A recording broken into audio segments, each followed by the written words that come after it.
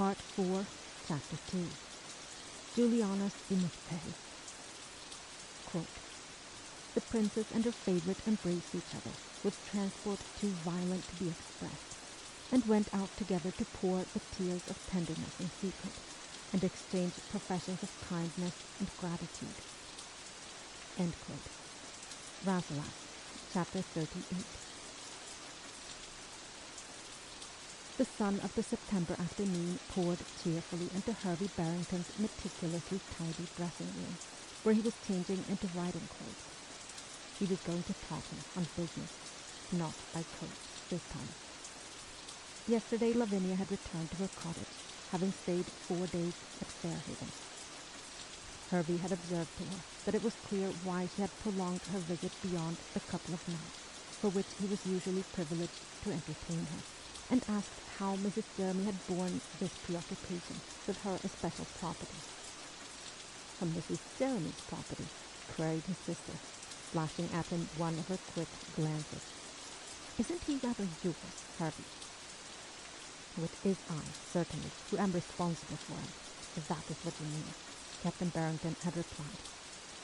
But it was not what she meant, and he knew it, and even now a smile curved his resolute mouth as, having settled his stock before the mirror, he went to the window and looked out. His dressing room was one of the few rooms in Fairhaven which overlooked the little walled fruit garden at the side of the house. However, it was not his espousers that he was contemplating now. On the plot of grass in the middle was a couch, and by it a book lying face downwards. But the occupant of the couch was at this moment standing meditatively in front of a laden plum tree, which was displaying its treasures against the warm stone of the wall. Raoul called this little fruit-ringed garden his park or sheepfold, for here he and his sofa had been installed for the last 2 afternoons, on condition that he never strayed out of the enclosure. He was under engagement not even to return to the house without first ascertaining that the coast was clear. But so successfully had his presence at Fairhaven been concealed that, beyond taking certain obvious precautions, one did not trouble much about the prospect of discovery. From his window, Hervey watched the selection of 2 of the ripest plums, and the convalescent's slow return with them to his couch, on which he stretched himself out luxuriously. Exactly a month today since he had been smuggled into this house. How Hervey was going to get him away when he was fit for it, he had not yet thought out. He only knew that he had no desire to hasten that moment. How odd that seemed. He left the window, and had drawn on one riding boot, when there was a knock, and Mrs. Jeremy appeared, announcing that a lady and gentleman from London desired to see him on business, and were at this moment in the morning room. She held out a tray, and Hervey, taking up the cards which lay thereon, read with puzzled eyes the names of Viscount Falgrave and the Honourable Juliana Forrest. It was not hope which had brought Juliana to Stowey. She had been driven here, after 24 haunted, miserable days, by the longing to hear on the spot what details were known of the tragedy witnessed, as she gathered, by the coastguards, and if Monsieur de Sabliere's body had by this time been recovered, to be sure that it had had fitting burial. For in his death, as in the last painful months of a short life, she felt that she was the only person in England to care for him. Yet, on the other hand, the very shortness of that life was due to her initial waywardness, which had set in motion the whole fatal train of events, as the unthinking loosening of a pebble may end by causing a whole cliff wall to slide downward in an avalanche of disaster. So acute and so persistent was her distress that her father finally snatched at any method of alleviating it, and though he thought the present method both morbid and inconvenient, for he had threatenings of gout at the moment, he offered to take her down to Stowey on this melancholy errand. They had arrived this afternoon, and made their way to the Coast Guard station, only to be told, in the soft Devon tongue, that it was not the Coast Guards, but Captain Barrington up to Fairhaven, who had seen the Frenchman drown, and that no, the body had not come ashore yet, likely never would. So to Fairhaven they had come, and in the pleasant casemented room, where she was to hear the last act of the tragedy she had written, Juliana sat and wondered whether this old retired naval captain, such her father had said he must certainly be, would show annoyance at their coming, would refuse details, or give too many. And as she heard the door handle turn, she felt a sudden doubt of her courage, a sudden wonder at her temerity. Compared to the veteran she had expected, the somewhat stern, good-looking man who came in was young. But young or old, those eyes had seen cold de Sablière die, and she could not take her own from him all the time that her father made themselves and their errand known, and asked Captain Barrington for details. The body, I gather, has not been recovered, he finished. For all her mental anguish, Juliana could not avoid noticing the colour which mounted at that to Captain Barrington's face. No, he said, a little indistinctly. I doubt if there's now any chance of it. He turned away, for he had not sat down, and murmuring something about his draught, closed the casement window. Then, fixing a very clear and steady pair of eyes on Lord Falgrave, he said, "You were sincerely interested in this young man, my lord." "Sincerely," replied his lordship, with a glance at his daughter. "I did my best to obtain his release from the hulks. Had he not escaped and lost his life in so doing, I should have succeeded, for it appears that he had rendered a signal service to a British officer at Albuera, and the Transport Board were prepared to recommend him for an unconditional cartel. But now, of course—" "A cartel!" exclaimed Captain Barrington in evident astonishment. "Oh, he would have been released altogether." "That was certainly intended. He had saved the life of this officer, a major in the 3rd Foot. But before the commissioners could take the necessary steps, came the melancholy news of the young man's death." Oh, why did Captain Barrington look so strange, so much more than merely surprised? But Juliana's eyes, in her pain, wandered at last away from his face, only to encounter a sharper pain. From where she sat she could see the wide river that had drowned Mr. Round, all blue and sparkling under the September sky. Now she did not want to hear those details she had come to hear. It hurt too deeply, for she cared too much. More than she knew. Why had she come? You astonish me very much," she heard Captain Barrington saying, and then he seemed to come to a stop. "Oh, it is indeed very regrettable that the young man should no longer be alive to profit by this favour," observed her father. "You're quite sure, my lord, that it really would have been extended to him had he lived? Oh, forgive my pertinacity. But from what I was told, sir, I feel convinced of it." "Then," began Captain Barrington, and stopped again. Suddenly he put a curious question. "My lord, are you disposed to admit that there may be occasions when a man's duty to his country conflicts with the claims of humanity?" "I suppose there may be such occasions," replied his lordship cautiously. "Then, if, in the case of this young Frenchman, who is reported to have been drowned—" "Reported?" interjected Lord Falgrave. "But was it not you yourself, Captain Barrington, who reported it? Was your report then based only on hearsay?" "Yes, I did report it," admitted Captain Barrington. "But—" He hesitated, and a spasm of relief darted through Juliana. He meant that he had not, after all, witnessed the tragedy with his own eyes, and, after all, she need not hear of it. But the speaker was going on again. "If I were to tell you, Lord Falgrave," he said squarely, "that this young Frenchman had been rescued, hidden and cared for through a serious illness by an Englishman who ought no doubt to have made him over to the authorities, but who could not bring himself to do this. What would be your opinion of that man? But Lord Falgrave had no opportunity of stating his opinion, for his daughter was on her feet, stretching out a hand to Harvey Barrington. "How is it true, sir?" she implored. "Is it true, or only a possibility, that he's not?" Harvey turned to her. "It is quite true, madam," he replied soberly. "He is alive, and—" It was he who caught Miss Forrest as she swayed, transferring her quickly to her father's care, and ringing the bell violently for Mrs. Jeremy. Then supervened a period of the attentions of that good lady and smelling salts. At one moment, there was even borne to Harvey's nostrils, he having discreetly turned his back, the odious smell of burnt feathers.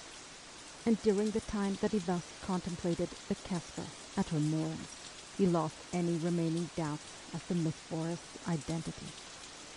She was, of course, the unnamed lady of Raoul's story, and it seemed hardly necessary for it to be apologetically whispered into his ear by her father, as it presently was, that the news of the young man's being alive after all had proved too much for her, she having taken the sad affair so much to heart. Swoon and explanation, however, confirmed him in his resolve to remove the veil from his own conduct, or misconduct. He could not keep Raoul from these good friends of his, and from the prospect of release, because of the possibility of risk to himself. At last Miss Forrest, apologizing for her foolishness and the trouble she had caused, and declining Mrs. Jeremy's suggestion that she should repose herself in Miss Barrington's bedroom, appeared fully recovered, and Harvey caught her whisper, "Oh, ask him, Papa. Ask him how, and where, and who." And Lord Falgrave obediently approached him. "Will you tell us the rest, sir? Who, for instance, is the man you spoke of, who showed so much charity? You need not be afraid of our ever breathing a word about his humanity." Harvey Barrington had turned round. "Thank you, my lord, for the assurance. Since the man in question wears His Majesty's uniform, he is doubly grateful for it. He has the honor of speaking to you at this moment." Never in his life had he made so dramatic an announcement. "Oh, you, sir!" exclaimed Lord Falgrave. "Then you did not see him drown. You saved him." "Yes," said Harvey, rather curtly. He did not love the histrionic. What else would you have a man do? "Oh, quite so. But you appear to have done a good deal more than that." "Captain Barrington, I should esteem it a privilege." He held out his hand.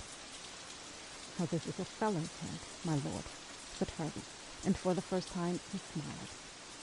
"Oh, tut, tut," said the condemner of Cruden, and he wrung it. "And are we to understand that you have the young man still here, under your roof?" "Oh, well, he's actually in the garden at this moment. I will have him summoned, or perhaps—" He hesitated. "Oh, I think you said, sir," put in Juliana, leaning forward, "that he had been ill." "Yes, very ill, and he's still weak, though quite well again. If, therefore, his lordship would give himself the trouble to come with me into the garden, the stairs being somewhat trying to a convalescent. Yet, doubtless, Miss Forrest, too, would wish." He looked from one to the other. Yes, Miss Forrest did wish, and announced herself as perfectly able to accompany her father to the garden. Indeed, she had now the most lovely colour, so Harvey gave her his arm. And as they left the house, she said to him in a low voice, "Oh, Captain Barrington, I hardly dare let myself believe it. Yet, since it must be true, how is one ever to thank you?" "Oh, by not saying a word about my action to anyone, Miss Forrest," replied Harvey Barrington, and lifted the latch of the little door in the wall. "Raoul," said Harvey's deep voice, penetrating a very fleeting dream, "here are two visitors to see you. Don't move. They will excuse your not rising." He stood back, and Raoul opened his eyes, half sleepy, half startled, and saw who one of them was. The color rushed over his face. He made an inarticulate sound and tried to get off the couch. Oh, but her companion. Oh, he must still be half asleep. It could not really be Lord Wellington, and prevented this disobedience by coming close and holding out his hand. Oh, how do you do, sir? I am exceedingly glad to learn that you're not drowned, as we thought. And here is my daughter, who is in the same case. So we came to lay a wreath on your grave, and find, most happily, that there's no necessity. Oh, sir, my lord, stammered Raoul, utterly confused and dizzy. Whether this tall gentleman with a nose were real, or a remnant of a dream, she was real, and was looking at him with a little rainbow of a smile. How could he answer coherently, or speak to anyone else, or even to her? And she said nothing, but only looked at him with that heavenly kindness. Hervey had by now brought up a rustic chair. "Well, sit down, my dear," said the gentleman, and Juliana obeyed. "Well, perhaps I ought to introduce myself," he went on, to the young man, "for your good friend here probably does not know that I've not previously had the pleasure of meeting you, though indeed you've been much in my thoughts these last months. I'm Lord Falgrave." Again Raoul tried to get out thanks. Again he failed to produce anything coherent. But Lord Falgrave by no means waited for either. "And I may give myself the satisfaction of telling you, sir," he pursued, "since you're fortunately still alive, that I've been able, by following up a happy suggestion of my daughter's, based on something you once told her, to procure. However, I think she shall inform you of that herself." He seemed in high good humor, as indeed he was, on Juliana's account. "I see that you have some fine espaliers over there, Captain Barrington. Fruit growing greatly interests me." Hervey said something, and their voices receded, died out of the garden altogether. Between these four fruit-laden walls, under the blue roof, there was only Juliana Forrest, who had come all this way to see him. She had on a muslin gown, the color of an apricot, with little silver lines, and she was not looking at him now, and a silence had fallen. Was she thinking of the close of their last meeting, as if he should ever presume on that angelic gift of hers? He slipped off the couch onto one knee, took her hand, and bending his head kissed it passionately, without words. "Oh, for more than 3 weeks I've believed you drowned," said Juliana, in a little thread of a voice, and trembling. "Oh, I only heard it just now, and the joy, and the relief." She turned her head away, and put up her free hand to her eyes. "Oh, you thought that," said Raoul in deep distress. "I hoped. I was almost sure you would not hear it. I have longed to write to you, but there was Captain Barrington's safety to consider." Juliana Forrest turned her head back, careless that 2 tears were coursing down her face. And seeing him still kneeling there, so thin and altered, "Oh, please, Monsieur de Sablière, lie down again. Oh, indeed you should. Oh, to please me." To please her, he would at least sit upon the couch. And indeed he felt a strange swimming in the head. Notre Dame de Bon Secours had come to visit him, or come to bury him. And perhaps he was dead and in paradise already. Only that seemed unlikely. But here certainly was a denizen of heaven, and he must address her. "I'm grieved indeed that you should have heard that," he said again, and stole another long look at her. "Oh, but are you really?" asked a little voice within him. If she had not heard it, she would not, probably, be here. "Oh, how did you learn it, mademoiselle? Surely it was not in the newspapers." If Raoul was a prey to varied emotions, his visitor had to control even more varied. He whom less than an hour ago she was mourning as dead was alive, and was here within reach of her hand, and she had great news for him. Also, the last time they had met, she had, but in presence of matters so much more vital, that memory had scarcely room to raise its head and make her blush. No, it was not in the newspapers, she answered. I heard, because, oh, Monsieur de Sablière, I've good news for you, and the prospect of a cartel. What? Exclaimed Raoul, gripping the edge of the couch. Oh, it is true, said Juliana seriously. But for your escape, is my doing. You might be in France today. Even now, I suppose, it only needs your identification by this officer, and the transport office will recommend you for it. Identification, stammered the young man, his head whirling. What officer? For the officer whose life you saved at Albuera, Major Brackenbury of the Buffs. But I never heard his name. And you, mademoiselle, how did you know anything about him? His amazement was very sweet to Juliana. At last she had accomplished on his behalf something that was not merely reparation. That day by the sea, she began, looking at him with a really radiant smile. And with that, told him the whole story of the quest of Major Brackenbury and his gratitude. Oh my God, said Raoul, gazing at her almost stupefied. And you've done that for me, that too. But after all, Juliana had been too lately and too long under the shadow of the misfortunes which she had brought upon him so easily to forget them. She looked away, and it was with rather an unsteady voice that she said, Whatever I do, I can never make up for the harm I've caused you.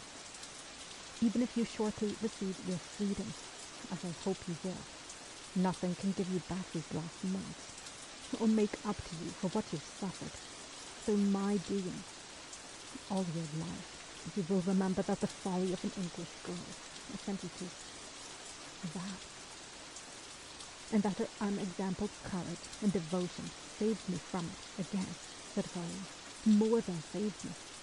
Oh, Miss Forrest, if you could only know how you appear to me, and you would cease to torment yourself with this unnecessary remorse. You bring me this great gift, return to my own country, and you think I can have room in my heart for the shadow of a reproach. Oh, Freddy, he added, and his voice sank. I think that in my heart at this moment there's room for only one feeling, wonder at your incredible goodness in coming all this way to ask the last tidings of a poor prisoner who had crossed your path. If I were the ghost I might be, mademoiselle, and saw you standing at my grave, and though I knew, as I do know, living, that you had spent so much time, and so much effort, so much gold to help me, still the immortelle in your hand would outweigh all else. You've come yourself, whom you did not even know that I had a tongue to thank you. With an emotion so contagious as this, Juliana had never before been in contact. She turned a little pale. You exaggerate, I think, Monsieur de Sablière, she said, in a rather troubled voice. And let us discuss now how we ought to proceed about the cartel. If you were to come back with my father and me to London. I'll come back with you, exclaimed Raoul, as if he had not heard aright. Oh, you think it would not be safe? Asked Juliana, mistaking his tone. Oh, but you have only to prove your identity. You're practically a pardoned man.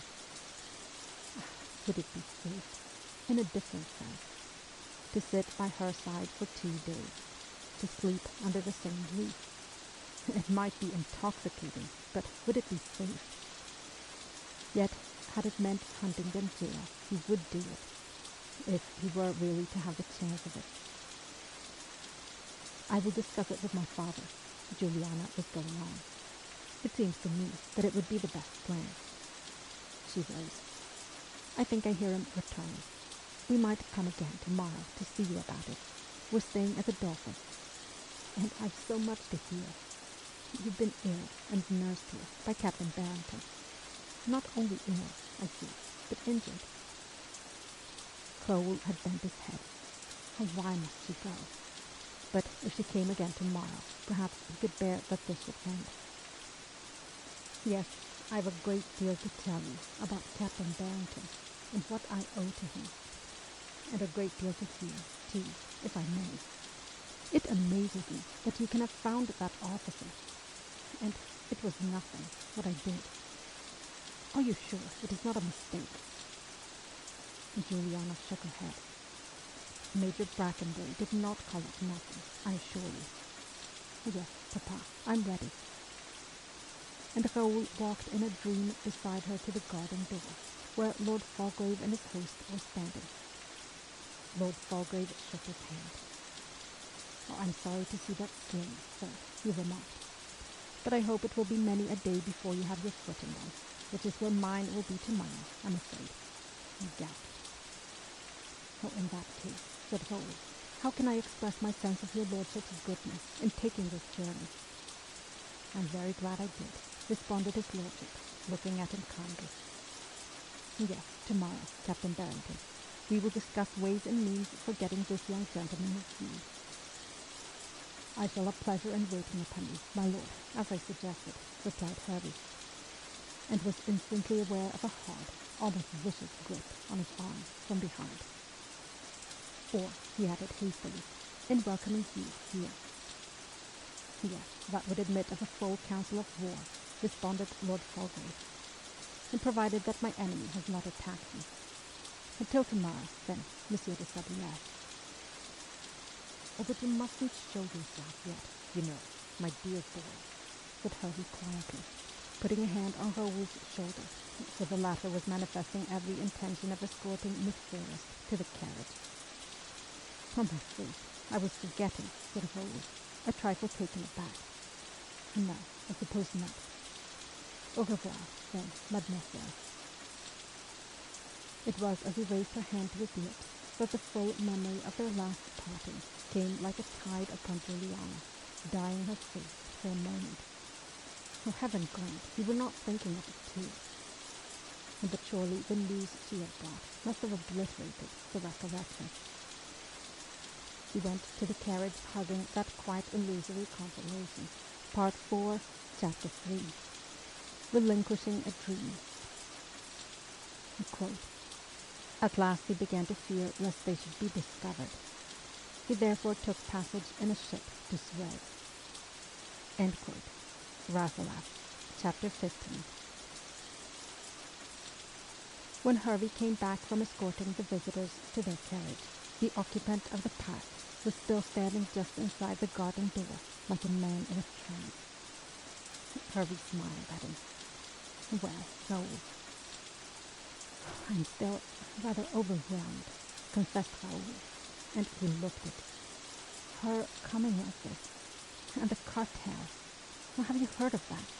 It's like a conte de fées."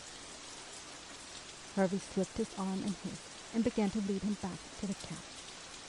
"Oh, I don't need to say how delighted I am, do I, my dear lad? But why have you never told me of this British officer at Albuera?" "Because there was really nothing to tell. I kept a Polish lancer from spearing him, and that was all. I never even knew his name. And now it seems that, thanks to Miss Forrest's good offices, and Lord Falgrave's, of course, I've merely to show myself, to be sent back to France. It's astounding." It was not unnatural that he should go on in this vein for a little, and Hervey had no wish in the world to stop him. He was too rejoiced himself. Yet before long an unpleasant little thought was tapping like a woodpecker in his own brain. What is to become of me when my illegal share in this happy event is revealed? No one, not even the boy himself, seems to be going to give a thought to that. But he was ashamed of this selfish reflection, and, lest he should betray any preoccupation with his own safety, abstained from reminding the fugitive for the second time that he ought not to show himself yet, merely announcing that, to his regret, he must hurry off to keep an appointment in Taunton. He should probably be back late. "So, remember Mr. Touchwood's orders, Raoul," he said as he left him. "Bed at 9 o'clock sharp. A pleasant dreams to you tonight."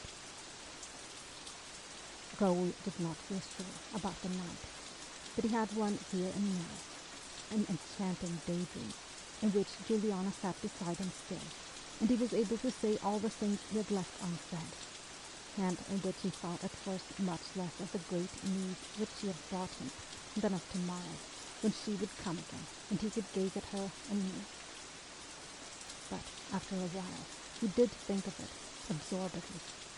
How could it really be that he was practically a free man, about to be sent back to France, after all his struggles and shifts, and by the British government itself? He saw the news arriving at Les Sablières, and Maman reading his letter in her bedroom with the old-fashioned furniture, and running with it to his father in the library of the chateau, under the portrait of that forbidding-looking ancestor in the buff coat who had fought with Turenne. And then they would both tell Adrienne, and perhaps in the orchard, where she would be supervising the harvesting of those apple trees that he and she used so assiduously to climb. And then, a little later, there would be his mother in his arms, his father saying that he was not ashamed of him, and Adrienne hearing how he had impersonated her. And to make this dream true, he had only to present himself at the transport office, to meet this grateful major of the third foot, and establish his identity. Raoul, lying with his hands behind his head, suddenly became so still that the robin which he had been trying to tame did alight for a moment on his foot, and cocked its head at him. But the young man never even saw that this signal favor had been accorded to him. A thought like a dark cloud had suddenly obscured the golden horizon. It was not so simple as all that.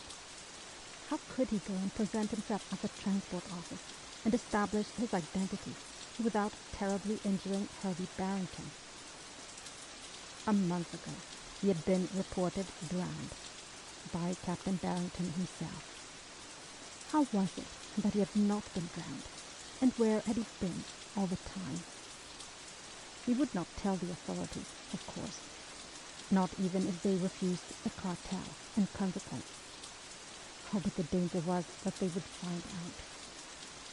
And if they did, they would find not only that Captain Barrington had concealed him for weeks, but that he had deliberately told a lie to cover his action, and told it in black and white in an official report.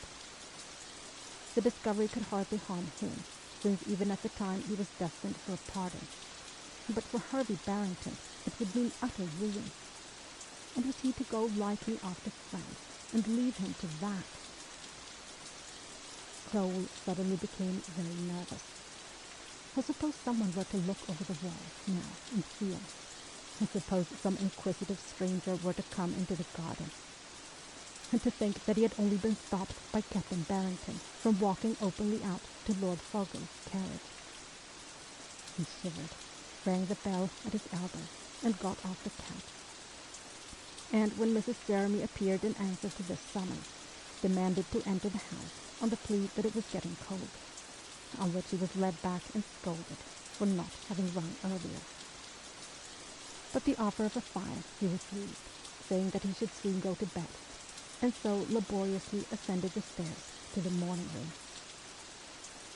Once alone there, he took up a book, threw it down, sat in the window seat, and looked at the estuary, the Kestrel, the opposite shore rosy with the sunset. How this must be talked over. But with whom? Hervey would say, go and claim your freedom. Never mind about me.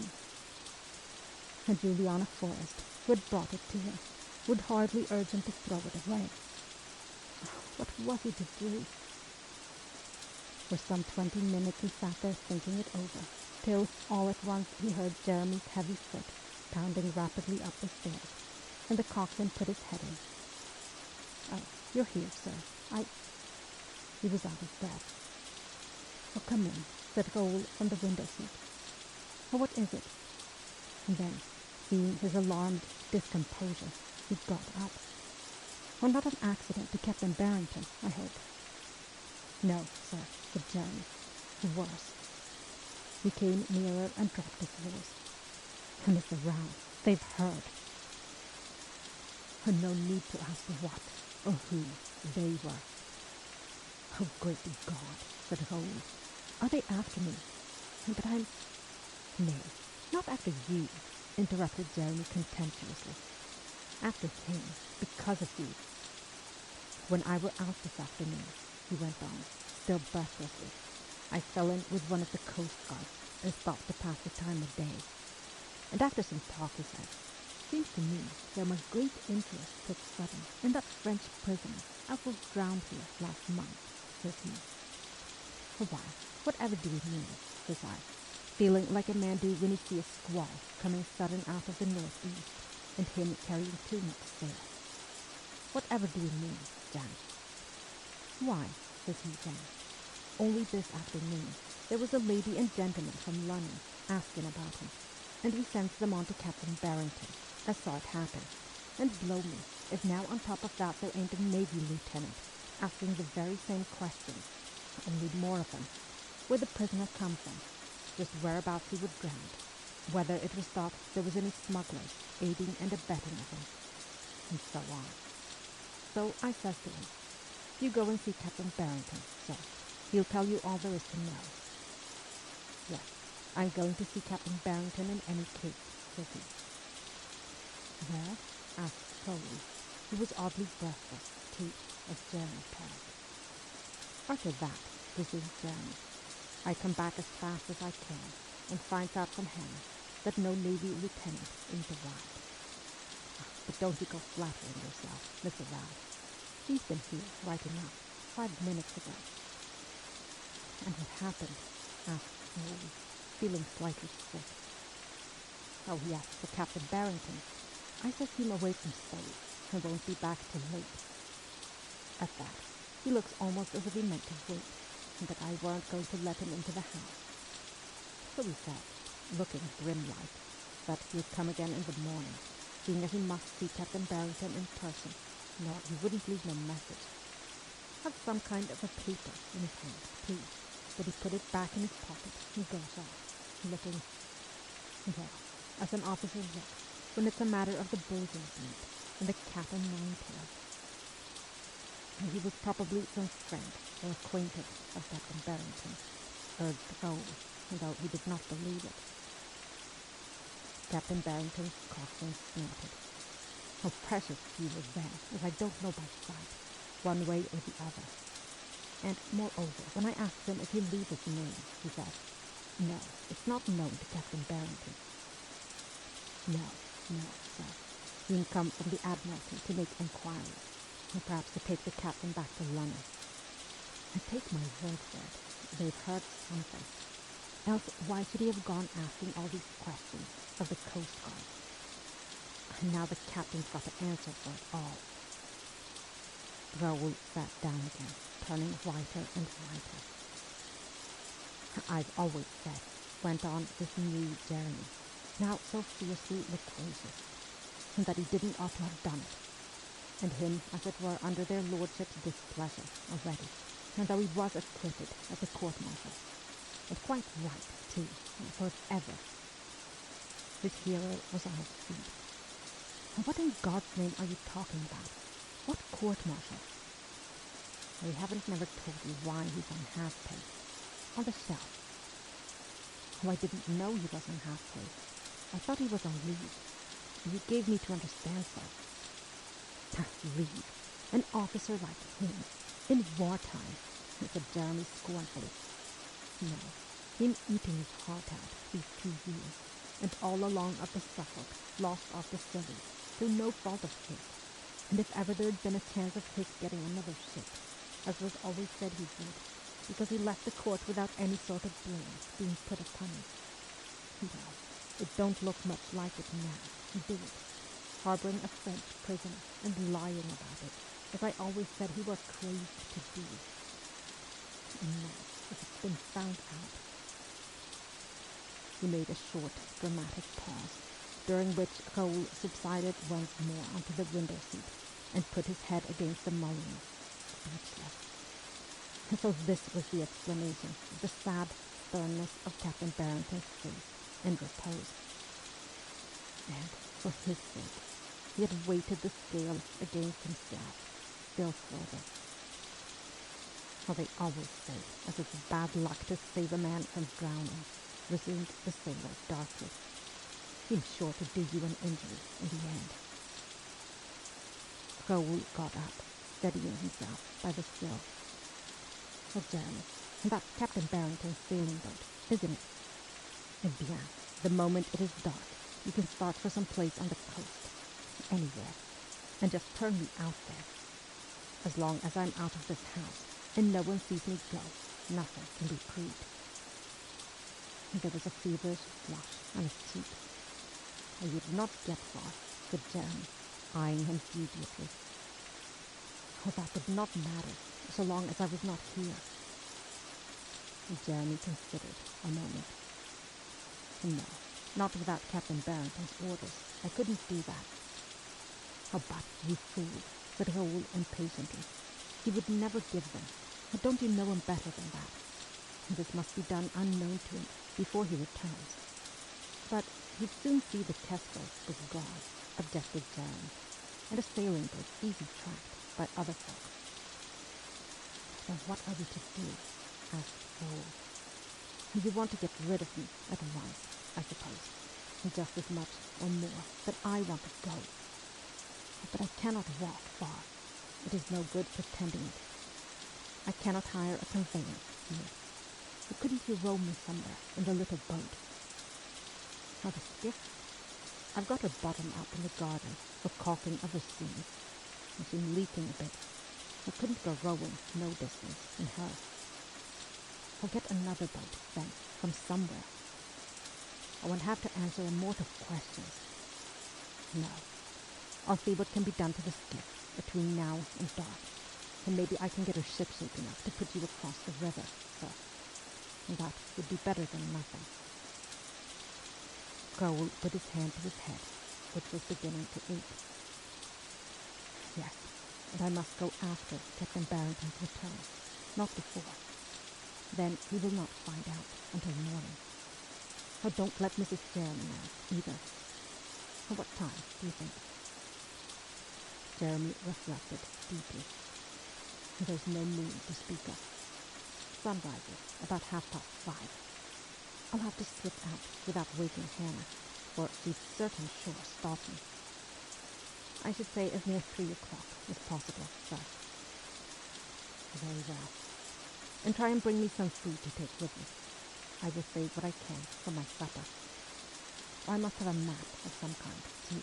Do you know where Captain Barrington keeps his?" But Jeremy did not know. "And where would you be thinking of making for, sir?"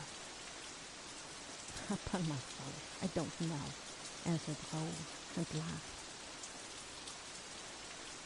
When Jeremy was gone, he hunted vainly in the bookcase and drawers for a map, and then fell to writing a note for Hervey, for there was no point in leaving him in the dark as to why he was running away. He wrote it stumblingly. It sounded to him cold and dry compared with what he felt towards him, and the message he asked Hervey to convey to Miss Forrest more inadequate still. He supposed he should leave this note on his pincushion, like a heroine of romance. Acutely depressed, he went upstairs, undressed, and got into bed. He must not excite Mrs. Jeremy's suspicions. It was the last time she would bring him a meal, the last time he should have her comfortable presence beside him. And apparently he was not to enjoy even that bittersweet consolation, for it was his fellow conspirator who brought him his supper. "So I got Hannah to let me do it," he whispered, so absorbed by intrigue that the bowl of soup nearly slid off the tray onto its destined recipient. "Now, if you'll be ready, sir, from 2 o'clock onwards, I'll come so soon as I can give Hannah the slip. I've been overhauling the skiff." The door opened. "What are you worrying Mr. Rao about that boat for?" asked the voice of his spouse, as she came in, after all. "Oh, he isn't interested in that. Now, Mr. Rao, you eat up your soup, or you won't be looking your best if the beautiful young lady comes to see you again tomorrow. You stayed up too long, as it was." What are you waiting for, Jeremy? Rolling a conspiratorial eye towards the bed, John Jeremy reluctantly departed. Oh, yes, it would be funny if it would not otherwise. Crowell obediently consumed his soup, but his eyes followed Mrs. Jeremy as she went and pulled to the window curtain. Oh, I shan't bring you breakfast till a bit later tomorrow, she announced. No good comes of invalids being waked too early. And behind her back, the invalid smiled a pale smile. Presently she came and stood by him. Oh, well, my dear, and a beautiful young lady she is indeed. Oh, what's that under your pillow? Some bread? I thought I might be hungry in the night, muttered Raoul shamefacedly. Oh, my dear life, you don't put it there. You'll have nasty crumbs all down the bed. She rescued the slice. I'll leave it on the table, covered over. Oh, but don't let me hear of your being awake in the night to eat it. Oh, no, very well.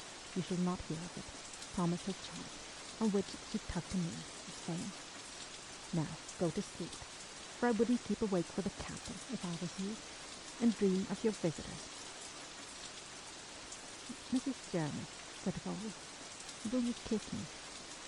Oh, well, I never, exclaimed Mrs. Jeremy. Then she saw that he was not joking or near it. Oh, what's the matter with you this evening? Well, there, my dear, she added quite simply. Oh, to tell truth, I've often thought of doing it, and I dare say the beautiful young lady wouldn't mind. After the salute and her departure, Raoul did blow out the candle and try to go to sleep while he could. But kaleidoscopic visions of past and future kept forming and reforming in his brain, till at last one dominated the rest and stayed.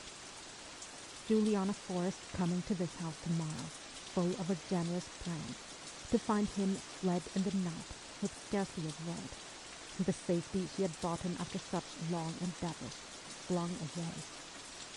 Would she understand that he must do it? Surely, her past conduct showed it. Yet, after all, she was a woman, and it would seem an affront to her to find him gone. And gone whither? And to claim his freedom in such haste that he could not wait to see her again. No, it was intolerable that she should think that, when, as far as he could see, he never would be able to claim it because of Captain Barrington. When, indeed, if he were recaptured in the next few days, and the chances of that were about 10 to 1, he would certainly be taken back to the hulks. But he must explain this more fully than in his message. He must write a letter to Juliana also. He relit the candle, found writing materials, began, and then paused miserably. Which would be worse for her to hear, that he, throwing away the pardon she had so miraculously won for him, was going to allow himself, most probably, to be taken back to the inferno from which she had rescued him, or that he was going to attempt to leave England without ever seeing her again. Sitting up in his bed, the harassed young man groaned and ran his hand through his hair. His conduct would surely appear to her unpardonable. Nevertheless, though distracted, he did not waver. He had no choice but to act thus and slay his hopes. Hopes of what? He had none. It was only that it would give 10 years of his life to see her again. At any rate, the most sensible thing was to explain clearly what he was about to do, and why, and ask her to try to forgive him. He set to work, and gradually the pencil ran on hot-foot. When he saw how much he had written, he was astonished, and without reading it over, he thrust it under his pillow, blew out the candle, and, lying hastily down, closed his eyes, for he had heard Hervey's step on the stair, and could not trust himself to speak to him. The door opened softly, and Captain Barrington, shading a candle with his hand, came in, while Raoul lay motionless, watching him under his lashes. He crept on tiptoe to the bed, as careful as one who fears to wake a child, stood over him a moment studying him, and then he and the candle vanished toward the historic cupboard. In another moment, he came back with something white hanging over his arm, put the candle down, and proceeded to arrange this white object over Raoul's feet. Apparently it was the coverlet of Miss Lavinia's bed. Raoul's heart went out to him in an almost painful impulse. No, decidedly he could not speak to him. If only he had it in his power to make him more than the negative return for all his goodness, which he was about to make. At least he would make that willingly. He did, even though the cost was so heavy, and regret, and relinquishment. Oh, but what is it to relinquish a dream? Less than a dream. Harvey Barrington had risked for him something much more solid than that. Oh, goodbye, my dear Barrington, he said within himself. Oh, God bless you, and give you your heart's desire. Part 4, Chapter 4. What Miss Lavinia brought home. Quote, since, then, not suspicion but fondness has detected you, let me not lose the advantage of my discovery. End quote. Rasselas, Chapter 14. If you feel, and feel rightly, that part of the glamour of mushrooms is the finding of them, then in any district where their habitat is known to others, you must get up early to secure this enjoyment, and then. And that is why Miss Lavinia Barrington, who adored both, left her little house, armed with a basket, at 6:15 on this fine but misty September morning, and betook herself to the high, dew-drenched meadows on the banks of the river. A couple of miles or so downstream, on the farther side, the port of Stowey still showed half asleep, though a few unwavering columns of smoke were beginning to testify to certain household activities. In the next field, which had just been plowed, gulls were walking along the furrows among the rooks, but these winged creatures, as intent upon their breakfast as Miss Lavinia upon hers, were the only signs of life. Nobody else, to her satisfaction, was out after mushrooms this morning. Or was there someone? The meadow which she had selected was rather like a green sheet pinned out insecurely between its fringe of copse at either end, and sagging into a hollow in the middle. And in the nearer copse, which was also that nearer to Stowey, Miss Barrington distinctly heard sticks crack underfoot. She glanced towards it, and the crackling instantly stopped. Or probably a poacher, which she did not mind, because he would have ambitions above mushrooms. But some 10 minutes later, when Miss Lavinia, who worked methodically, was harvesting at the other side of the field, though on the same slope, she saw a man come out of the copse at the point where she had already heard the sticks snap, and begin to descend the field, keeping close to the hedge which ran between it and its ploughed neighbour. If he was a poacher, thought Miss Barrington, looking at him idly across the width of the meadow, he was remarkably well dressed, for one, and he had no gun. No, he was no poacher. He was a gentleman, a young man, too, and his walk almost suggested that he was drunk, which was possible, though unlikely so early in the morning. With this peculiar gait, he proceeded down the slope, but when he was faced with the uphill gradient, it was evidently too much for his legs.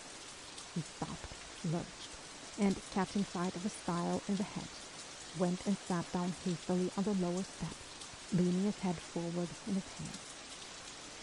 On this, Miss Barrington, deciding that he was not drunk, but indisposed, charitably started across the field to him.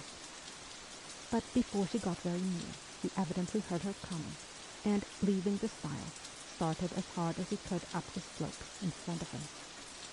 "Oh, stop!" cried Miss Barrington. "Stop, I want to help you."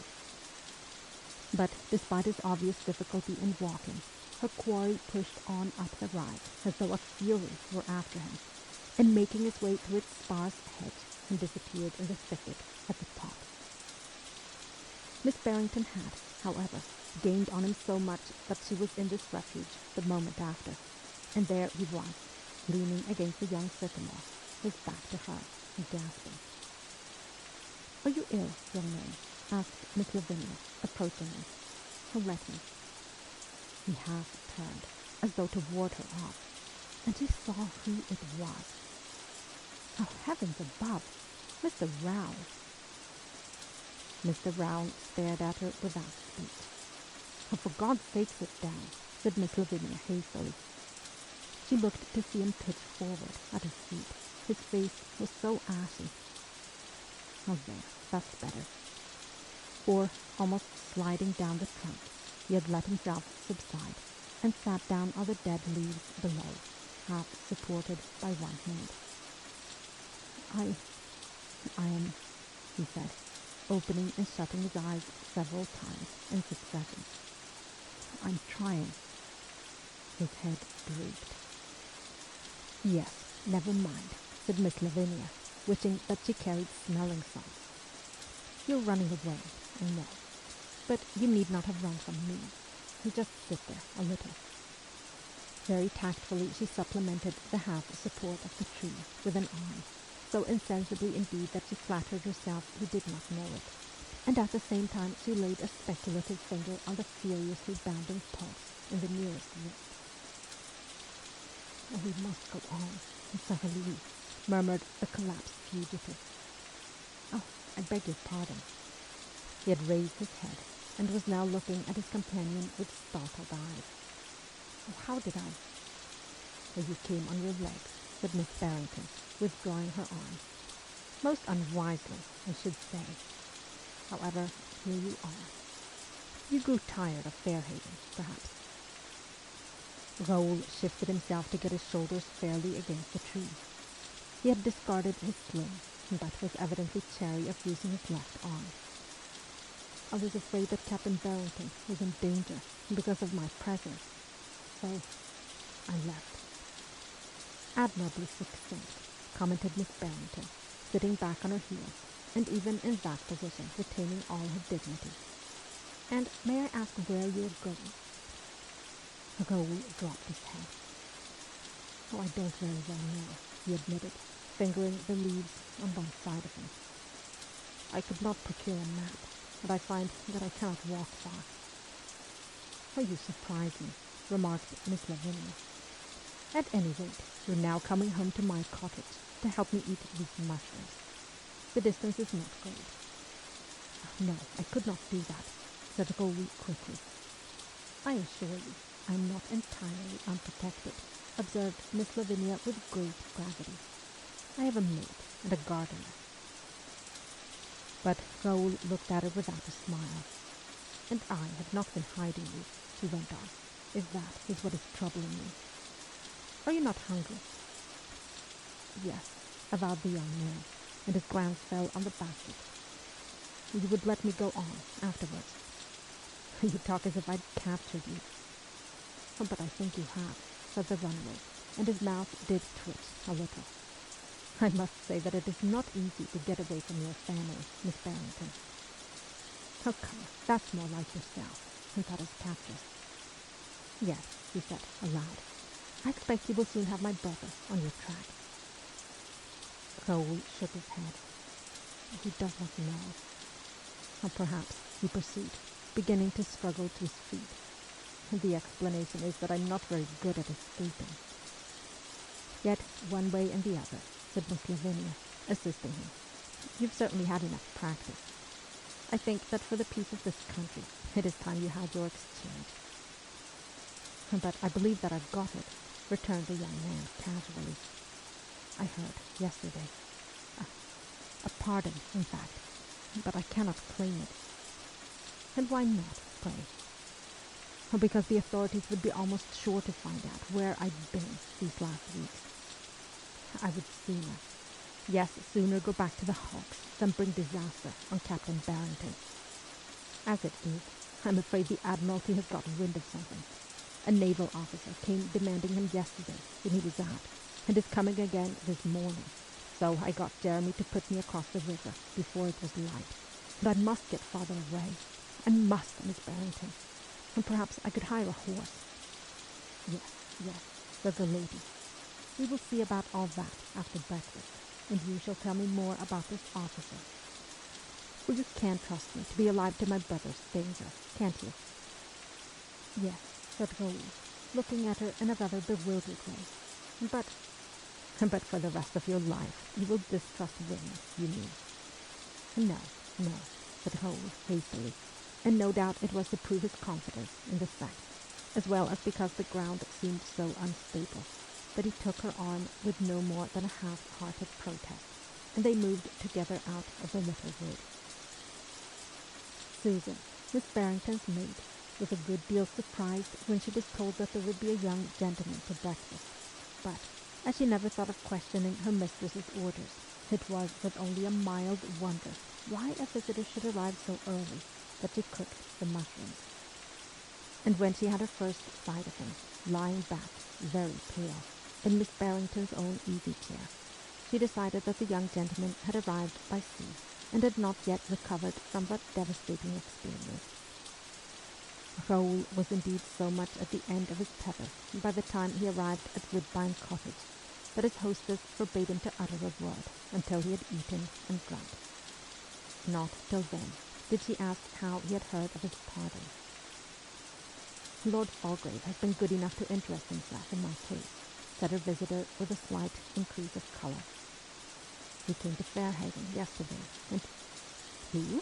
Asked Miss Barrington. Lord Falgrave, of Frederick Forest. Yes, I suppose his name is Forest, answered Raoul. You know him, Miss Barrington? Oh, I knew him, said Miss Barrington, smiling at memories of her own. Oh, poor Frederick. And she was said to have broken his heart. Yes, I knew him, 100 years ago. And so he came down to Devonshire to call on you. Oh, not exactly, replied the young Frenchman. I think it was rather to erect a tombstone to me. They thought I was drowned, you see. Who is they? Asked Miss Lavinia like a shot. I thought Lady Falgrave was dead these 20 years. Lord Falgrave was accompanied by his daughter, explained Raoul, striving to give this announcement an air of small importance. Oh, indeed, said Miss Barrington. May I repeat your question? And do you know her? The colour in the face of her vis-à-vis was sufficient answer. It is she who— You mean that you're betrothed? Raoul nearly leapt from his seat. Miss Barrington, what are you saying? I mean that she has done for me. No, there are no words to say all that she has done. Contrived my escape from the Hawks, and poured out money on my behalf, and now has got me a cartel. Well, my dear Mr. Rao, said Miss Lavinia, and then I think there only remains one thing for her to do to complete her good work, and that is to marry you. Instead of colouring, this time, the young man on the other side of the breakfast table turned rather white. I know that you're only jesting, Miss Barrington, but out of regard for Miss Forest, I would ask you— Yes, interrupted his hostess. I've a vulgar wit, my dear Mr. Rao. My brother implied the same on the night of your first arrival. But I can appreciate your delicacy. We will not consider then the procurer of the cartel, only the fact. May I ask what it is for? Raoul briefly told her. But, as I say, I cannot claim it. Or did you say that to Miss Forest? It would be encouraging news for her, after all her efforts. No doubt Miss Barrington told herself that she was being cruel only to be kind, for she must have known from Raoul's face that she was being cruel. I did not think of it at the moment, he said. He was pricking the tablecloth with a fork. But I cannot bring ruin on Captain Barrington, even— He stopped, and the prongs of the fork ran right through the damask. Oh, my dear boy, said Miss Lavinia warmly, you must pardon the term, for you might well be my son, you know. I assure you that I appreciate your self-sacrifice on my brother's behalf. But I think so much abnegation is not, perhaps, necessary. Oh, listen. I suggest that you present yourself at the transport office, either not saying a word of where you have been since your supposed drowning, or making up a story of having been, let us say, cast up at some lonely spot on the coast, and cared for there by some unnamed poor people, whom it is not worth the government's while to prosecute.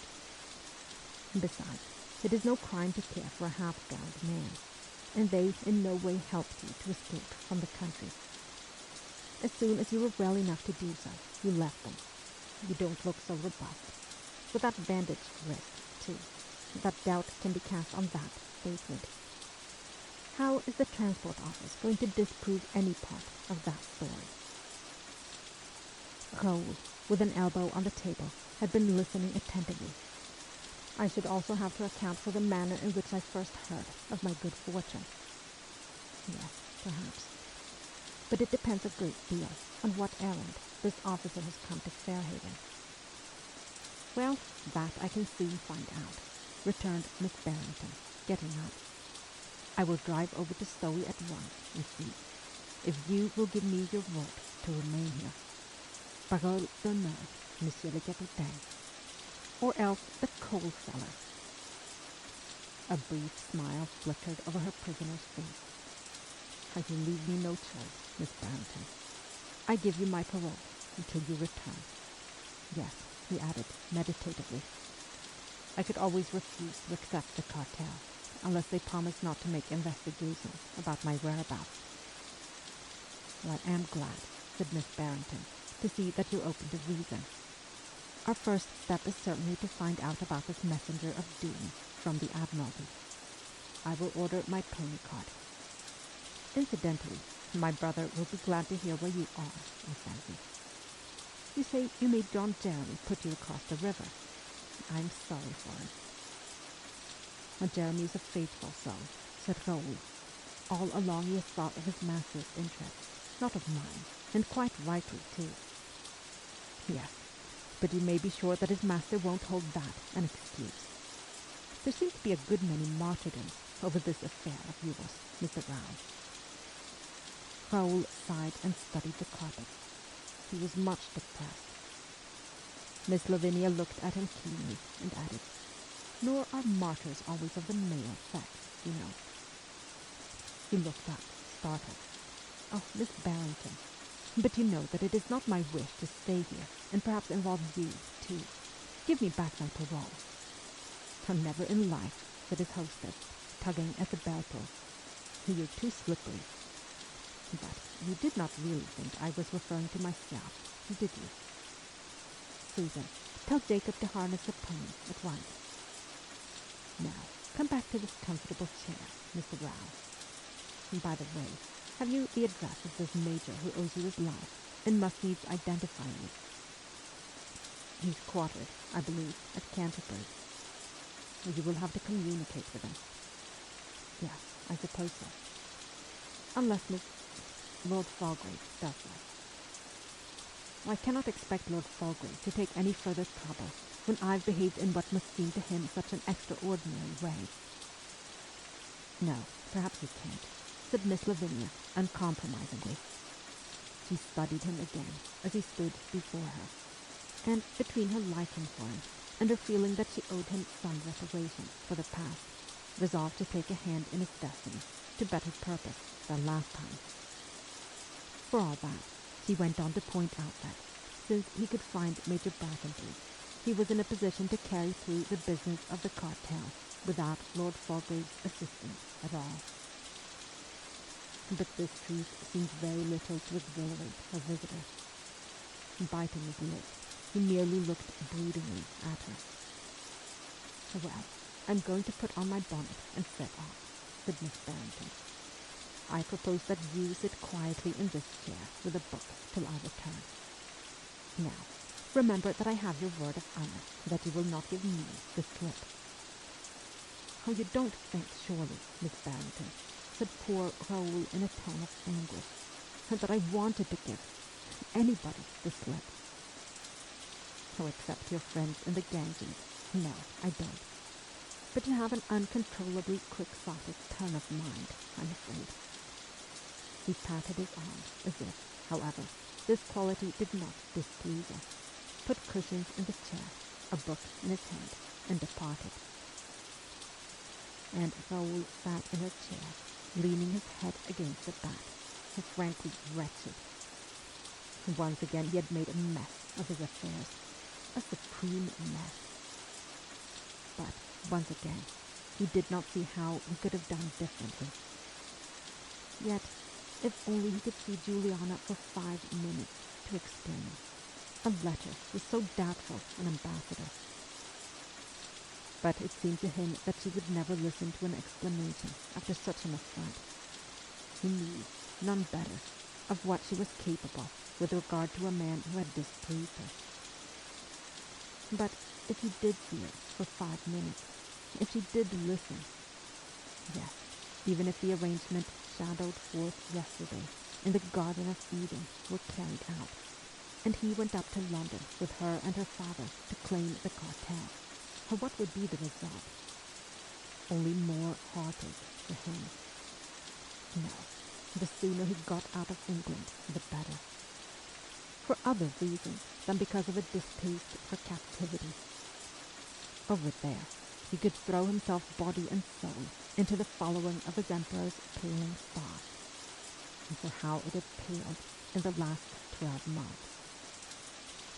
For a time, he sat staring moodily into the empty hearth, and absent-mindedly stroking the black kitten, which had come in with Susan when she cleared the breakfast table, and which had established itself on his knee. Then they both fell asleep.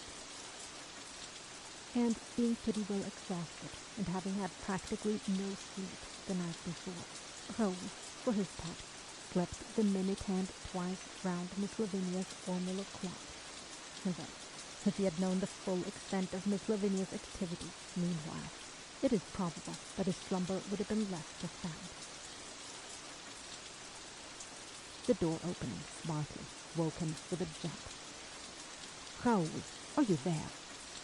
It was Hervey Barrington's voice. "A miserable lad! What a morning I've spent! How dared you do such a thing?" He was over him, shaking him, and the kitten, frightened and indignant, sprang from Raoul's knee to his father's shoulder. "You've seen Miss Barrington, I suppose?" inquired the culprit, looking up at him rather shamefacedly. "I meant to get much farther than this.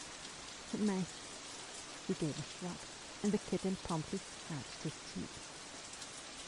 "But for God's sake, tell me what the officer from the Admiralty wanted, if you know by this time." Captain Barrington, apparently in a most unusual state of excitement, and took a turn down the room, flung his riding whip with a clatter onto the table, and said, "How I do know! And never, never, as I am a living man, did a messenger bring news more ironical." He laughed. Raoul was rather alarmed, and twisted in the chair to look at him. "Oh, tell me quickly. Oh, Barrington, if I've harmed you—" "Harmed me? You've given me the wish of my heart," said Hervey, and at that Raoul almost began to fear for his sanity. "Now listen," said Captain Barrington more calmly, "and don't look so apprehensive. That naval officer, yesterday, he so terrified the timid Jeremy. And, by the way," he added rather grimly, "I think Jeremy is timid with more reason this morning. Merely came to deliver to me a letter of introduction from a friend of mine in London. The letter, however, happens to contain some news as well. Would you like to see it?" And without waiting for a reply, he threw a missive onto Raoul's knee. Raoul unfolded it and read, "My dear Barrington, this is to make known to you Lieutenant Fanshawe, late of the Sappho frigate, a promising young officer who, as he has occasion to spend a few days in Stirling on private matters, I desire to introduce to your notice. He is, in some sort, a cousin of my wife's, so we shall be grateful to you on his behalf for the light of your countenance." Raoul gave an exclamation. Then the visit of that lieutenant yesterday was quite harmless. He only wished to present this letter of introduction. That was all. The rest was Jeremy's guilty imagination. You fled from a shadow, you see, you scoundrel. But why then did he question the Coast Guard about my drowning? Out of curiosity or zeal, I suppose. He said nothing about it to me this morning. But go on. And now, my dear fellow, I seize this opportunity of giving you a piece of good news. You may take it from me, or better still, from Charles Dennison of the Admiralty, who told me yesterday that the sun of official approval is about to shine on you once more from behind that damnable black cloud, which ought never to have obscured it, and that when the new first-rate Thetis, 90 guns, is commissioned, and she's all but ready, as you probably know, her captain will be one George Harvey Barrington. Cole sprang up, his face alight. Oh, Harvey. He was unconscious that he had used his Christian name. Oh, is it true? I suppose so, said Harvey, half sitting on the table like a boy. Oh, but go on. The cream is yet to come. Read why I'm thus to be reinstated. Crowell obeyed. You will naturally wish to know why their lordships have at last realized what they were throwing away by not employing you. It appears that, although your friends believed them to have your case continually under their benign consideration, they had really forgotten all about you. But you may remember, about a month ago, sending to the commander of one of the Plymouth Hawks a report on the drowning of an escaped French prisoner at Stowey. This report was forwarded in due course to the Transport Office and came up in its turn at a meeting of the board. As chance and your good star would have it, my dear Barrington, that meeting happened, I don't quite know why, to be attended by Admiral Clutterbuck of the Navy Board. When it came to your name in connection with this document, it appears that he merely lifted the roof off. What? Is that fellow still kicking his heels in Devonshire, reporting on escaped prisoners, when he ought to be making them? Oh, by blank, I never heard of such a scandal, etc., etc., all the more vigorously, no doubt, that he was partly responsible for the scandal himself. The upshot of it was, I believe, a stiff breeze at the Admiralty, terminating in their lordships' resolution to appoint you to the Thetis, a piece of news obligingly communicated to me, as I say, by Charles Dennison, who knew of what interest and pleasure it would be to me. Nota bene. If I did not know C.D. to be an absolutely trustworthy informant, I should not be so cruel as to pass on the statement. As it is, I've no hesitation in offering you, my dear Barrington, my warmest congratulations. A little antedated, perhaps, but not much. Indeed, I fancy you had better be looking over your kit. Raoul dropped the letter and seized Hervey's hand. Oh, Hervey, he said again, with tears in his eyes. Oh, my dear friend, let me congratulate you too. Oh, why, said Hervey, smiling, and not unresponsive to the grip. Oh, it is I who ought to thank you for bringing this about. If I had not sent in that lying report, it would never have happened. A strange reward for something like felony, isn't it? I did a better day's work for myself than I thought when I hauled you into the Kestrel in spite of your efforts. But you'll admit that it is a little ironical. Oh, I'm so delighted that I won't admit anything, cried Raoul. Between this and the kind intentions of the Transport Board towards me, all my thoughts of your Admiralty are rosy just now. I would decree them all halos, des auréoles bien dopées. 90 guns, and new. With so large a vessel, Barrington, you will surely have to be made an admiral. Oh, it is a pity that you will not be allowed to take you over to Morlaix. It would only be fitting. Raoul thrust a hand into his pocket and turned a little away. Oh, I'm not so sure that I am going to Morlaix, he observed nonchalantly. Harvey caught him by the shoulder and spun him round again. Oh, Raoul, Raoul, you've done enough in that line. And to think that I wondered, yesterday, if any thought of my position would ever strike you. Oh, I could have kicked myself for it this morning, when Mrs. Jeremy brought me your letter. Now, if you hesitate to claim your freedom because of any scruples about me, He paused, as if selecting a threat. What will you do? Asked Raoul with levity. Well, you can't make me, if I don't choose. I am my own master, parbleu. How I can take the matter out of your hands by going up to the transport office and telling them everything. How I lied about you and hid you. Oh, how would you like that, you crazy young runaway?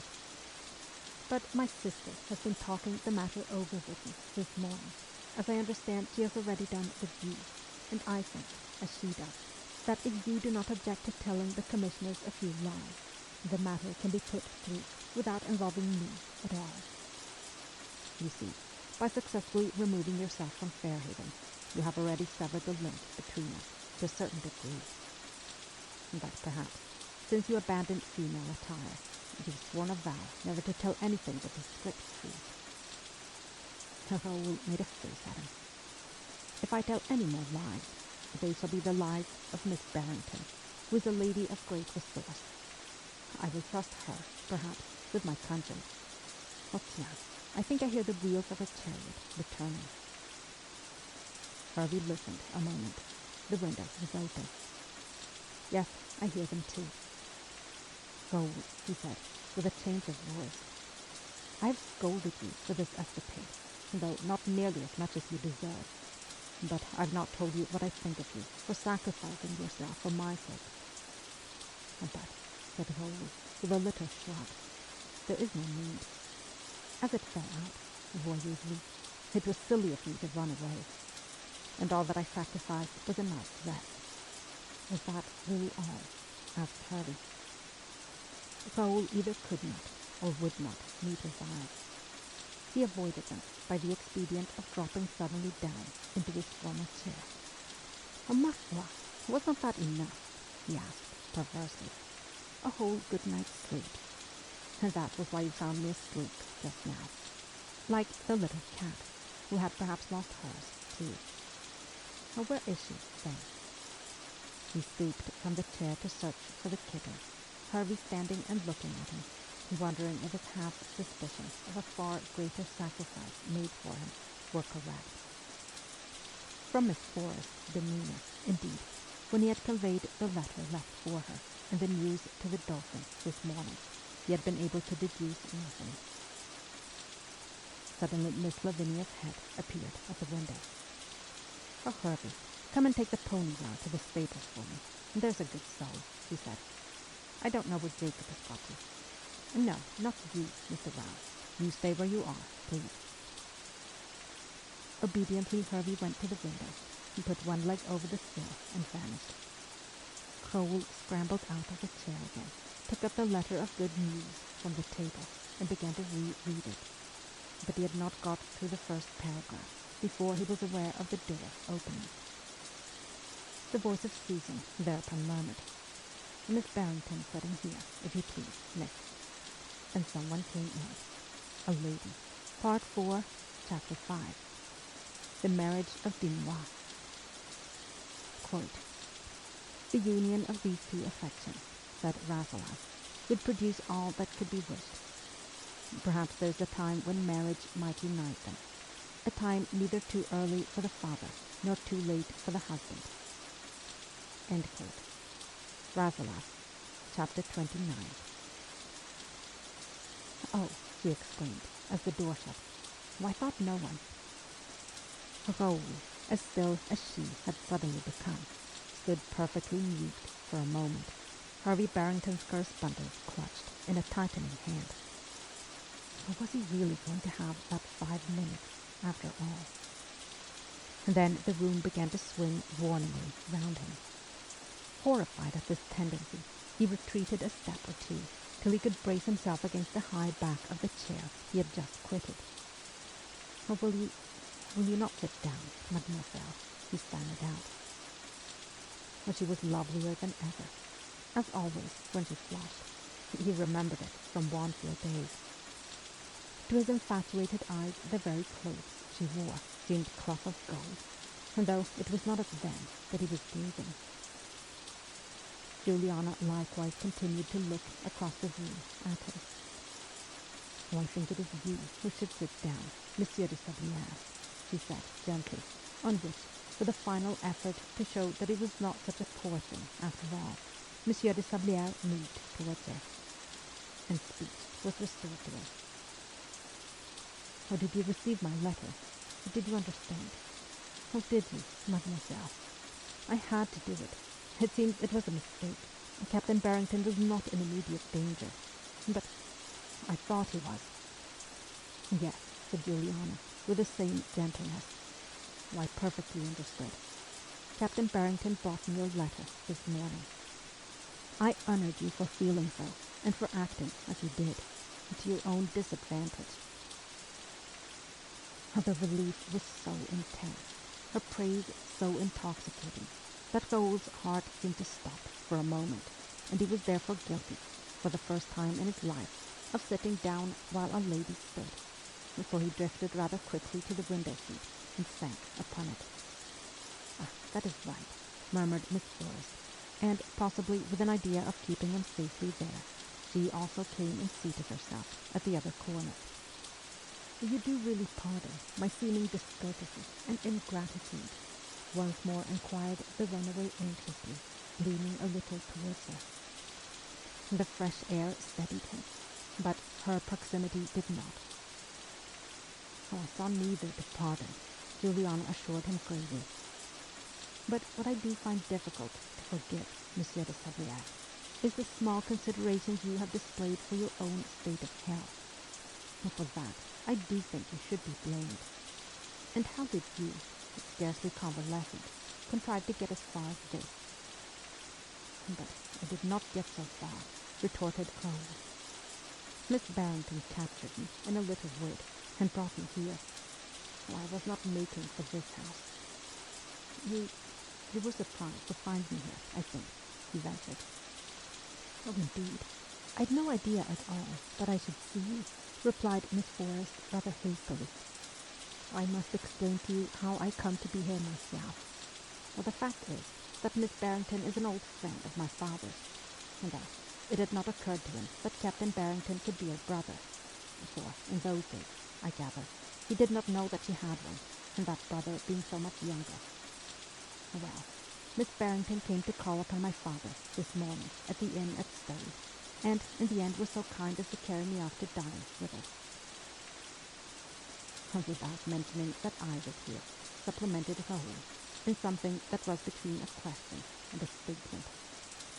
"Oh, I wonder—" And there he stopped, suddenly realizing that a silence on Miss Barrington's part, otherwise so inexplicable, could only be due to strategy, and a strategy directed, yes, to what end?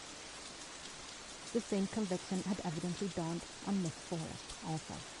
She became very still for a moment, and then remarked in a detached tone, "Oh, what extremely fine asters those are."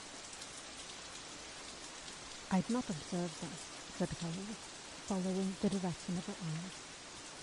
The flowers in question, he then saw, were in a bowl on the table in the centre of the room, but he was quite able to admire them from the window seat, where Miss Forrest and he were sitting, and he was sorry that she should feel it necessary to rise, go to the bowl, and bend over them, as if to smell them.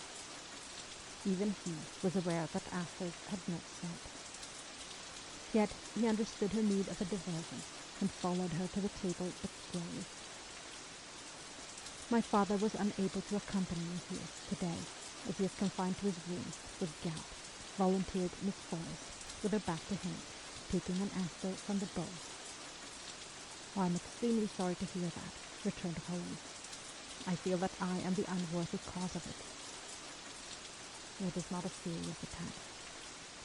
Here she put back the aster with care, turned and faced him, and said, somewhat to his surprise, "This matter of your cartel, Monsieur de Sablière, since we have met, we might as well discuss it. You explained, in your letter, why you felt you could not claim it. Oh, but surely we could think of some plan which would enable you to do so without involving Captain Barrington. It leapt to Raoul's mind that Miss Barrington's scheme had probably been expounded to her in the pony chase, which made that astute lady's silence as to his whereabouts still more remarkable. No wonder, then, that Miss Forrest did not wish to refer explicitly to the author of the plan. She went on. If we can do so satisfactorily, I still think that when my father is better, you might accompany us to London, as I proposed yesterday. One cannot, of course, tell how long his attack may last. As she spoke, Raoul was aware of a strange, rending vision of the truth about that journey to London. Yesterday, the prospect of accompanying her thither had seemed like heaven. A delusion. It would not be heaven at all. It would be the fate of Tantalus. He must not let himself be beguiled into submitting to it. He looked down and beheld the kitten running perseveringly after its own tail. If you will excuse me, mademoiselle, I think that that I'd better go separately. Oh, but why? Evidently much surprised, Juliana faced him across the table and the flowers. Oh, why, Monsieur de Sablière? I thought that, traveling with my father, you would, in a sense, be protected from inquiry until your freedom was established. Well, that was why I proposed it, and my father also thinks well of the plan. Raoul looked up for a moment from the gyrations of the kitten. You're all kindness, mademoiselle. If I had 100 lives, I could never repay what you have done for me. Well, then why have you changed your mind? Yesterday you approved of the plan, I thought. And to that he said nothing.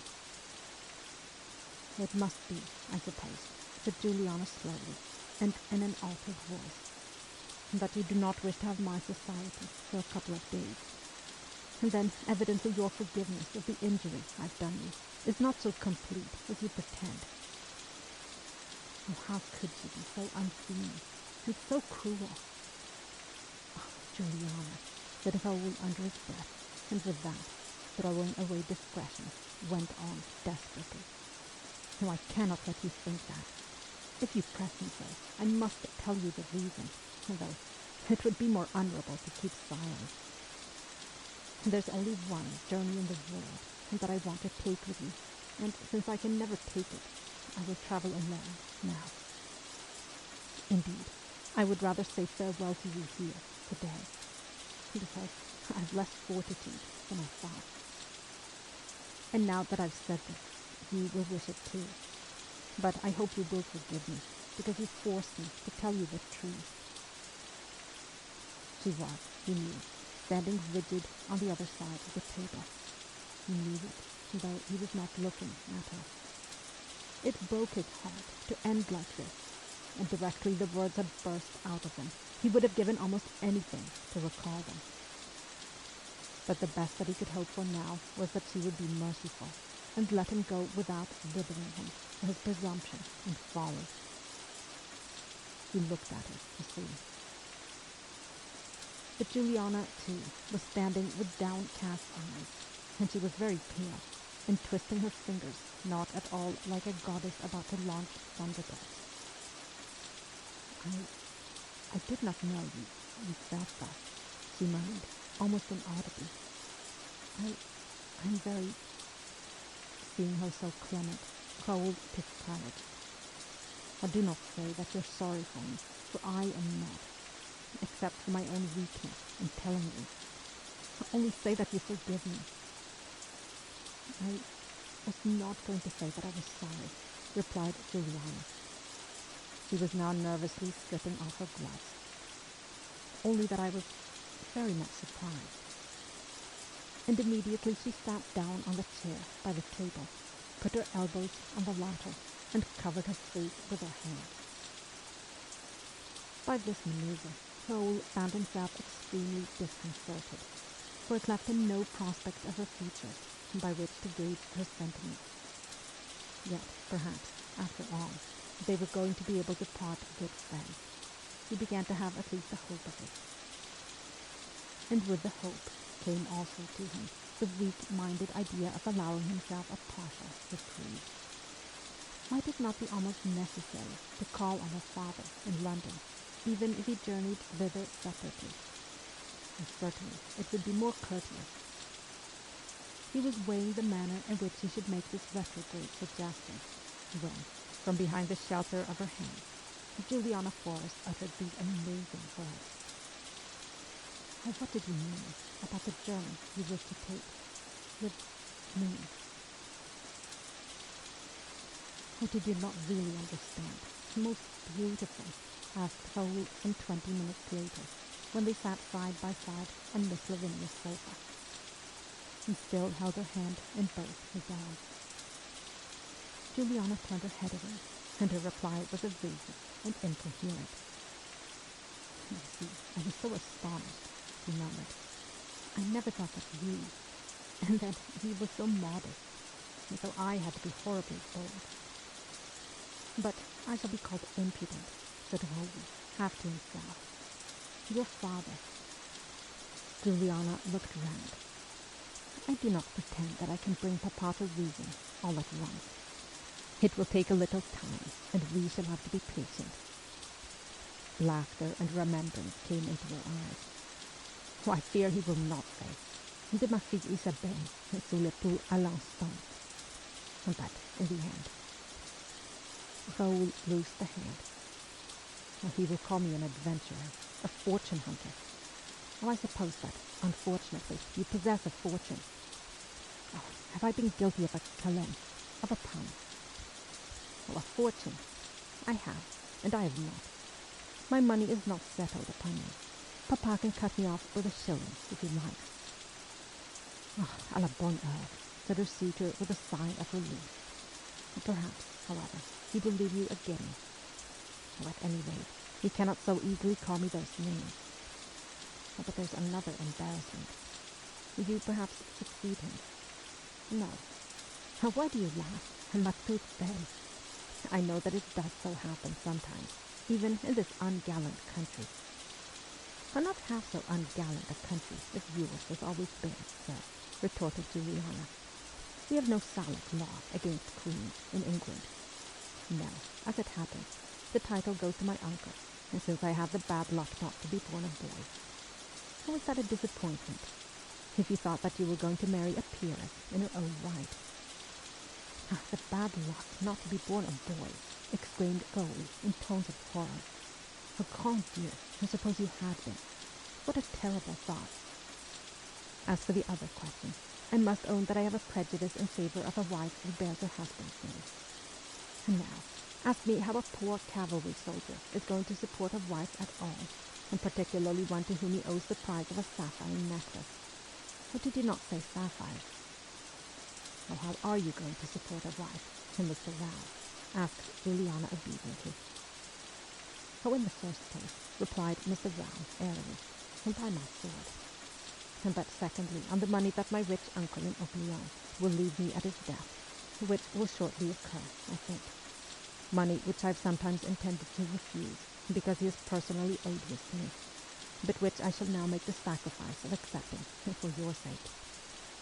"You're very magnanimous and absurd," said Juliana, laughing. "And as for me, you have no idea what a quantity of methods of needlework Letitia Bentley and I learned at school. So, if we have not enough to live upon..." "What is the matter?" For all at once the optimistic lover gave an exclamation and sprang to his feet.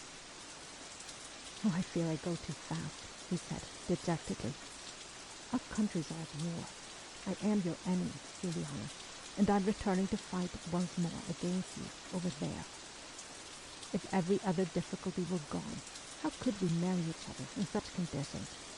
For I would never consent to leave you behind in England when you were my wife, and I could not well take you to France, even if you wished it." The gaiety of a moment ago was struck from him, and the triumph. He looked tired and tragic. Juliana got up and placed her hand on his arm. "And no war lasts forever, my dear enemy," he said consolingly. Even this will end someday. We must wait, that is all. Raoul put his lips to the little hand. Oh, I would wait till next century for you. But it needs two to wait, mon cœur. And while you wait for me, oh, ciel, who am I that I should demand such a thing?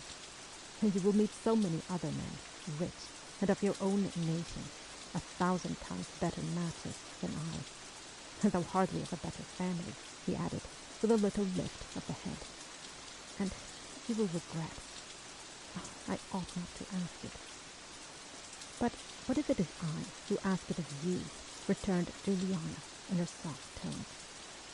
You, who have gone to prison for my sake, and were ready to return to it in its worst form for Captain Barrington. And surely you are too chivalrous to refuse me that. Oh, Raoul, she went on, shaking her head at him. Why did you fear that I would not understand when you decided to throw your freedom behind you yesterday? Why, it is a habit with you. I'm used to it. You did it again at Norman Cross, when you sacrificed yourself rather than fail your comrade. Yes, I've come these last months to see what you are. Much better, I know, than you see it yourself. As if ashamed, Raoul had put a hand over his eyes. Mon Dieu, I do not know through what spectacles of rose color you look, he said, indistinctly. Vous rêvez, je ne suis pas comme ça. And then suddenly he turned on her, his voice shaking slightly. Are you sure that this is not all a dream, Juliana? That you wish really to take that journey with me? For if it is a dream, then do not let me go on dreaming. Make it end quickly. Juliana took his two hands and folded them for a moment in her own, as once in prison. And, looking gravely at each other, they both saw, perhaps, glimpses of the long road they should eventually travel together. Then, gently, his arms went round her, and the kiss of Norman Cross was repaid in full.